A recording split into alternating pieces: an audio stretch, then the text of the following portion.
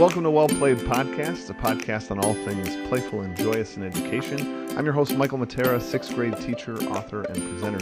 Today with me, we have Jason Howse, and we are talking about returning heroes, this idea of students that come back to us after they've finished a course, a semester, if we looped with the kids. This idea, what do you do game-wise with heroes, with kids that already have these points? But before we dive in too deeply here, let's have Jason sort of give himself a little introduction. This is not his first time on Well Played. Very good. Well, thank you for having me, Mike. My name's Jason Howse. I teach middle school here in Regina, Saskatchewan, Canada, and currently have a 5th and 6th grade. But I don't actually know what the assignment will be next year. And there is a chance that I'll be having some returning heroes of my own, which is kind of what led us to this topic. So I guess I want to say, well, thank you for reaching out. So Jason sort of tweeted at me, I don't know if it was a week ago or so, and said, like, I got this question. What do I do? What do I do with these kids that come back? Is it a fresh start? Is it, what ideas can we come up with? And I was happy to help, but I'll admit I did not help at all yet. This is the moment that we're going to try. I'm hoping. Oh, I can't wait. I cannot wait, Michael. I'm hoping to help because I said, hey, if you have this question, so do others. So let's, if you don't mind, would you mind having this sort of Q&A on Well Played? And I think it's a beautiful opportunity. You agreed, and here we are the day before Easter, having a conversation about returning heroes. I love it. So let's get some specifics here. You're a middle school teacher, 5th, 6th, you just said, right? Yep. And you're saying that you're loop, like, because it's 5th, 6th, you loop with those kids. So you're saying 5th graders you have the new 5th graders won't have anything, but the portion of the 6th grade you get, because you might not even get all the 6th grade, would have stuff. Exactly.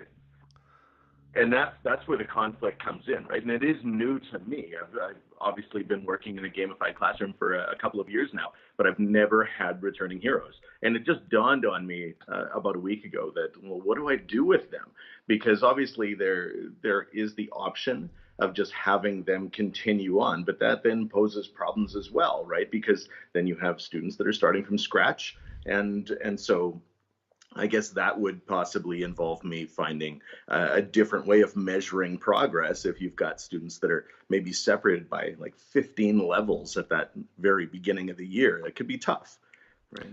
All right, so the first thing that jumps to my head, and I don't know if it'll work because I don't really know all the ins and outs of your game or your setup or your class or your school, but one, is there a storyline we could have sort of take place here in these last few weeks of school that's sort of preaching to a like giant crazy problem? Like, I don't want to say post-apocalyptic because then you'd have to exist in that the following year, but something like that, something that's going to dramatically shake things up. And so that it makes sense that your returning heroes know some of the world, but like a lot of the world has changed. So this is actually something I've been considering a lot, and you're kind of inside my brain right now with the story mode, because that's exactly where I'm pushing this next year. But I have thought about the idea of, creating some sort of portal event where, if you travel through it, that can change your character, and that would then give some students the chance to change their character entirely, because that can be super fun, right? If they've been a spellcaster character, maybe they want to be a warrior character next time around. But then if they don't want to change their class, there's at least that contextualization of why is my character different, or why are there certain things that have changed in this world. But I do think story drives, at least in my gamified classroom, drives the whole operation. So that's going to be a big part of it no matter what I choose. Yeah, I mean, I think story lets us as game developers get away with anything we want. I mean, like, truly you can sort of write this script, and if you sort of write this story that makes sense, this could work. What I Yeah. love, what I'm trying in my head to build for you is this thing where anyone, new students and old students, could could discover the knowledge of previous year students. So, like, Mhm. is there a way that your kids that are returning could somehow have like knowledge jumps, like that they discover a scroll and basically gain back faster than they did year one some of their Yeah. stuff. And then you take some of the kids that aren't returning and we kind of say these are like our fallen heroes and their stuff is lost in the realm. And now Yeah. like kids that are new could discover so those kids could have those same knowledge jumps so it's fair. So we all start at zero because of this post-apocalyptic situation. Right. The returner could quickly jump to level 2 because he discovered a resource pack from the past, and like so could the new kid. But the kind of Exactly. I think the cool thing for me would be if those are accurate to real people. Like if literally like Jimmy didn't return to your class and you look at what Jimmy had, now somebody could gain some of Jimmy's left behind valuables.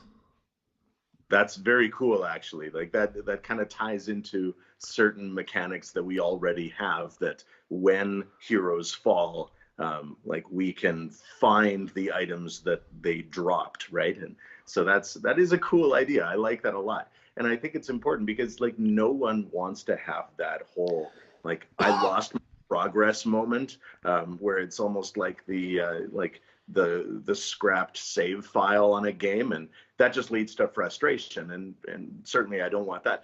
I also don't want them to feel like, oh, I've been there, I've done that, I know all about this. So the game has to be different in a lot of ways already.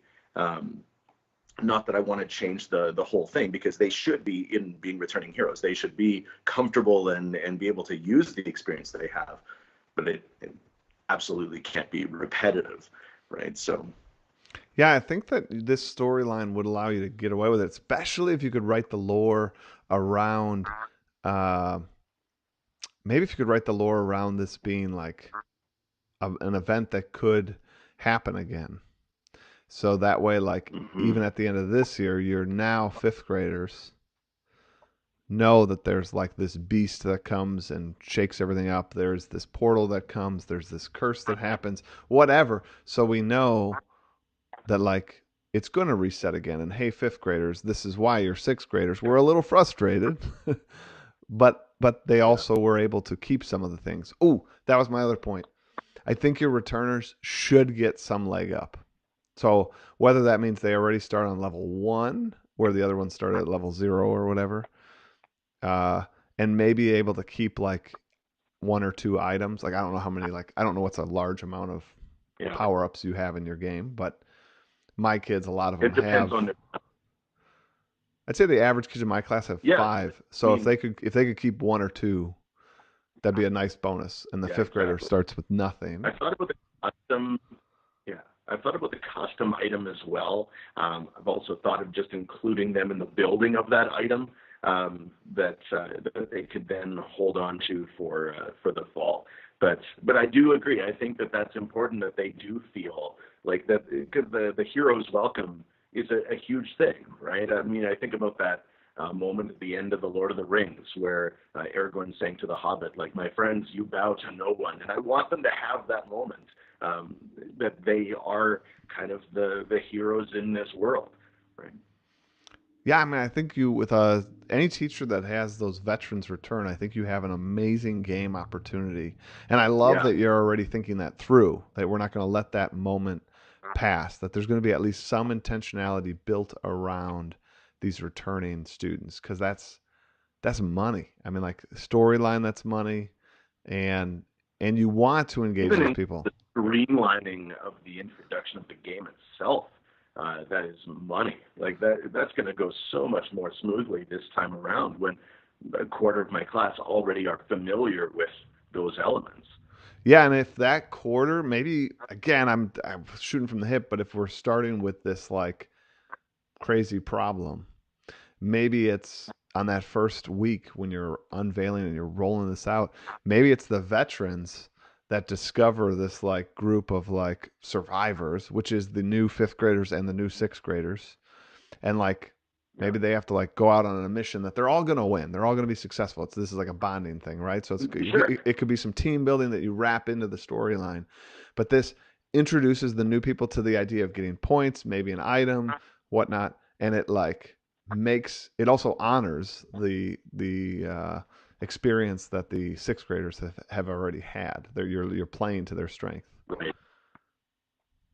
Yeah, no, I love it. I love it. Like it recognizes the idea of like the legacy that they have while not, you know, making them feel like their experience has been disregarded in this new classroom setup, right? So, no, I like that a lot.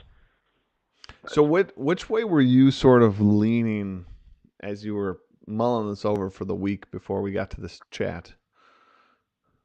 Yeah, I mean, I'm definitely leaning towards the idea of like I like having all of my students go through this adventure together, right? And I think that collaborative spirit is a big part of what drives our classroom game. And so if I had certain students that were going ahead of that, that almost goes counter to it in that it celebrates the individual accomplishments. And I know I have a leaderboard and things like that that are individual and they do track their individual point gains and stuff. But a lot of the work that we do is very collaborative.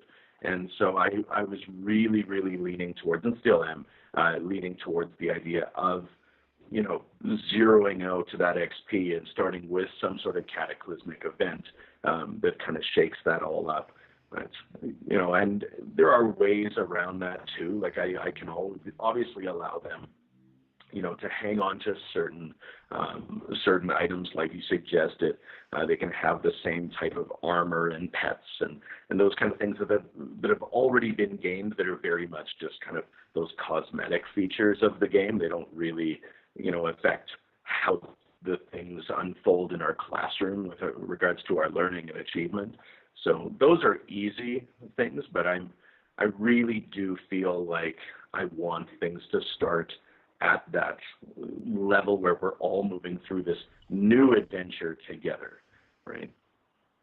I think you could like, or I mean, I don't know how ambitious you are. Another option is have like a 2 year story, like a 2 year timeline, right? So then cataclysmic event happens, and then year two is fixing the world. Year two is like overcoming that problem. Uh, Actually, I guess it would have to be like a 3 year storyline, wouldn't it? Because then like then the like It's new the fifth never grade. ending. Oh God, that's tough. That's tough, Jason. That's tough. That's ouch. Um, okay, so I would say some of the other I have options, to put some of the other options that I could toss out at you for some suggestions would be one.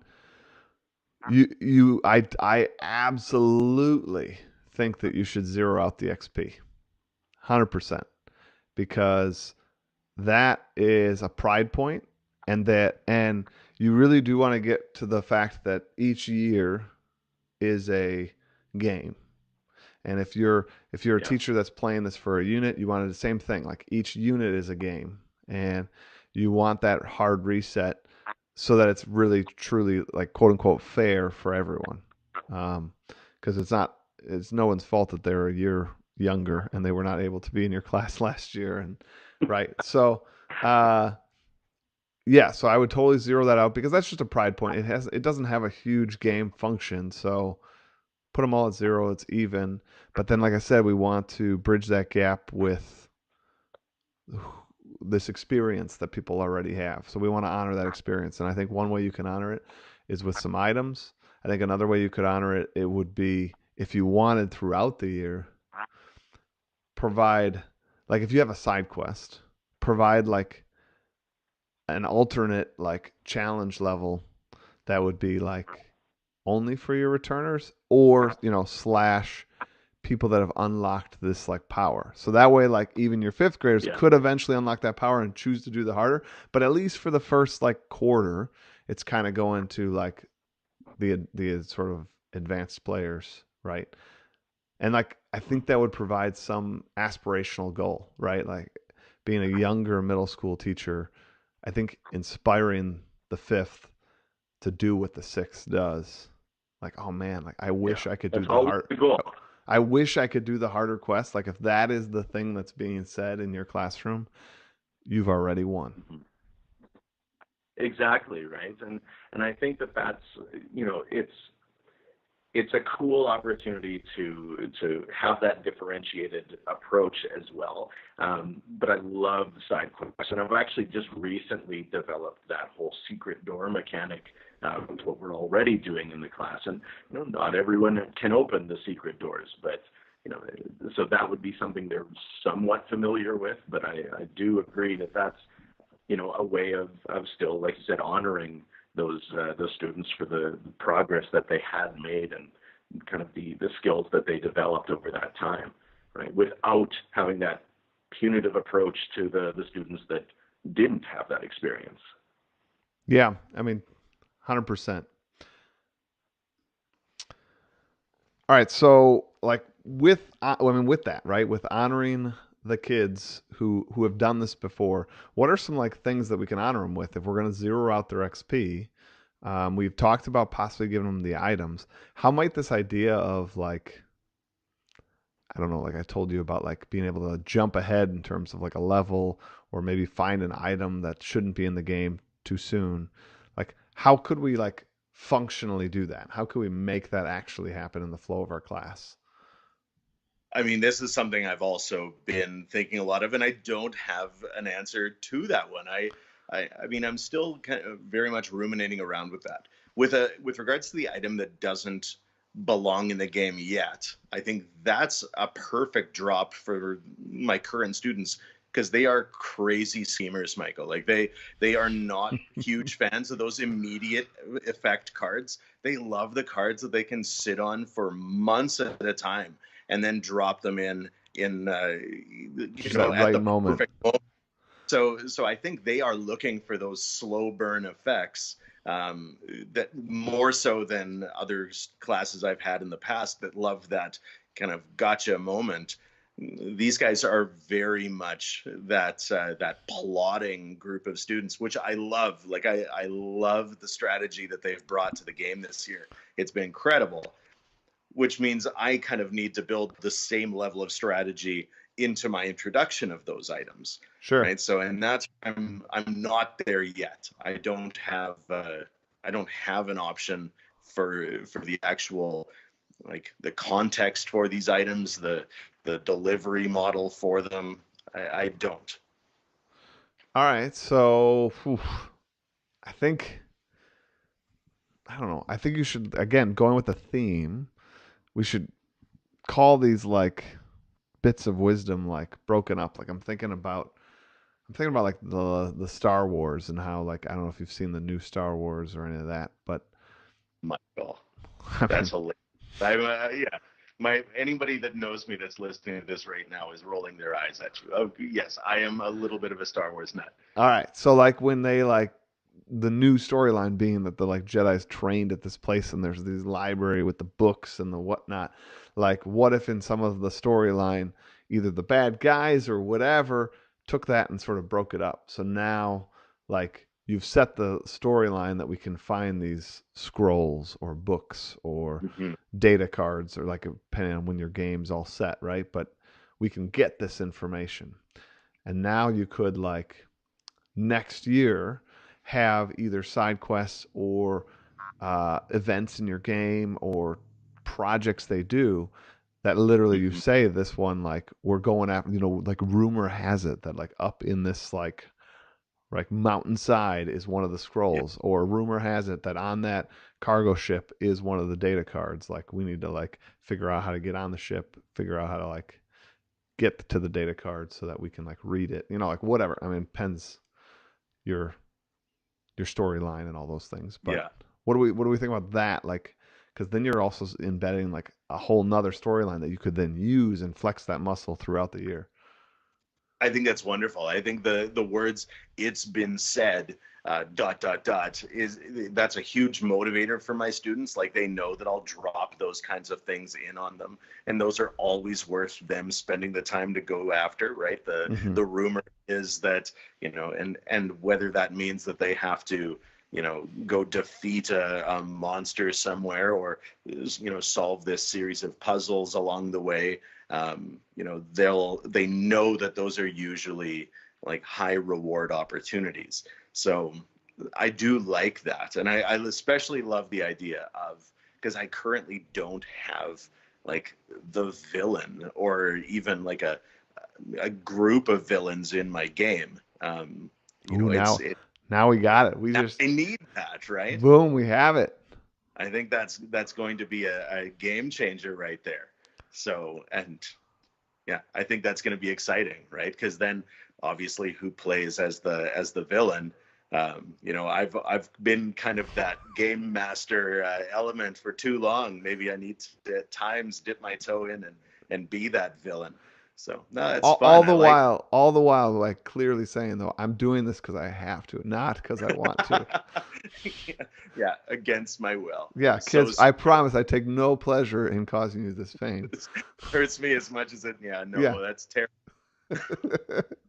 uh, They wouldn't believe that for a second. no, mine either. Mine either. So okay, so if you're listening to this and you're thinking through, your own classroom and your own situation, uh, I think Jason and I really like hit some key points that I just want to like make sure we're not losing here. One, it's that theme. Theme can do so much for a game, and it can be really the answer to so many questions, and this question being a great one. Uh, but that theme, I think, is really what's going to guide you and your students over that sort of hump. And then, two, I think huge, we have to honor students' experience. And I think that that's true even for your new students. Like, so you're trying to honor both. You don't want it to be soul crushing for the new. If you kept everybody at level 16 with every like item and power up, I'd be like, I don't want to play. Like, thanks, Jason. Like, No, you screwed me over. but by the same measure, it should be attainable, right? Like I use certain effects in my game that you could equate to sort of Mario Kart, where you can be a few steps behind, but it's still attainable for you, right? You can still get there. Hmm. So keep the chase, right? Is kind of the approach that I've taken. So No, I mean it's huge, and so I think remembering to honor both parties there, the experience and the inexperience. You want the game to be welcoming, and you also don't want it to be like you don't want the kids to feel like they were just running on a treadmill and then like, yeah, oh, like we're starting over, like. But yeah, don't worry, you're just going to run on a treadmill again. Like you want to equally inspire your old students to sign up again and do like a year's worth of work for you inside the yeah, game. So that's important. And I think that's where we want to like have some, like I said, those opportunities to gain the scrolls or the data cards or whatever. And I think also having you had mentioned how you started doing these side quests with limited access, which is one of my YouTube videos that I did, yeah, and I love that concept, and it is so effective in human psychology. Like when you can't do something, the drive to like be able to do that thing, even if it's a thing you don't even really want to do. It's like you're ticked you can't do it. that So illusion of exclusivity is a major draw. yeah. So having these quests that maybe only the returners can do for a little bit. Yeah, I mean, like even that, and then like for the non-returners or like the new students, having them have to have like a badge or an item before they go do that. All of a sudden, yeah, it's like, all right, like sweet, let me go do my regular first side quest, so that I can get that like access code to get to the yeah. higher levels. Like, ooh, like, and even just hearing that language out loud, like, let's be honest, like for those, I mean, I don't know how many people tune into this that are brand new to gamification, but if you're on the fence about gamifying or not, like even just hearing that language, doesn't that sound more fun? Like I'm going to go do this thing so I can get an access code to go do more stuff, as opposed to like wipe away the game and we're going to say like I'm going to do this worksheet so that I can do another I was worksheet. actually just thinking that while you were talking, that I wonder how many traditional classroom teachers are having this same conversation right now. Like, how do I motivate them to? Because you were mentioning running on a treadmill, and a lot of students do run on the treadmill for the majority of their time in schools, right? So, I just think that that's a funny statement, and even a weird conversation I, that we're even having right now. Like, But I mean, like inside a game, it works, it, and you're not even like faking them. I mean, like you're giving them real experiences, you're giving them real knowledge, you are really empowering them. So again, I strongly say like we're not talking about chocolate covered broccoli. You are building an intricate system that is like delicious, it's healthy, but like you're not hiding the fact, like right, like it's good. yeah, I like that. Chocolate covered broccoli. Uh, I can't believe it, but we are already sort of at the end of our time here. But I think we've like got the ball rolling. I hope you feel like Perfect. you have some ideas of where to point this ship. I would always love to have like a follow up, and anybody else out there like who has sort of a question that they think would make a good episode, you know, tweet me. I would love to see it. I'd love to hear your thoughts on it and do it. But before we sort of end, we have our reflection time we're going to do here. Jason, you Very ready? good. Oh, yes. All right, this one's, I think, fitting for today. We're talking about like, starting over and everything. This is from T.S. Eliot, and it goes, every moment is a new beginning. So given the context of what we're saying, how does that hit you, and how might we reflect about that quote? You know what? I think that's very true of us as teachers as well. I'm kind of seeing this as an opportunity to make some changes in my own game as we go. So the idea of a new beginning, I mean, I see that, and I'm hoping that my students that are coming back in see that as well. That this is an opportunity to do something brand new and fun, and even if it looks sort of familiar at times, this is my opportunity to start fresh. And that's kind of where I'm at professionally as well, right? With wanting to do justice to this new beginning of ours. I gotta say kudos. Like I am inspired by like you the quote, how you apply it personally to yourself, that you want to bring a new and dynamic experience for your students and for yourself. Like, I mean, kudos. Like we only have so many days with these kids, and the more we treat them as a precious resource in terms of building that relationship, in terms of creating joyful classrooms and delivering content, I think everyone wins on that. For me, I, I just think this quote sums up the episode. Like, so if you hit fast forward and you're listening now, you didn't miss anything. I hope that's not true. Well, let me break it down for those of you that just started listening. Every moment is a new beginning. I like it because it works for both sets of players.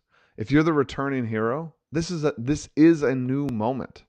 It's a new moment in your storyline. It's a new moment in your game. It's a new moment to take leadership because you do have experience. It's a new moment for you to step up and like help your house, your team, whatever the storyline is.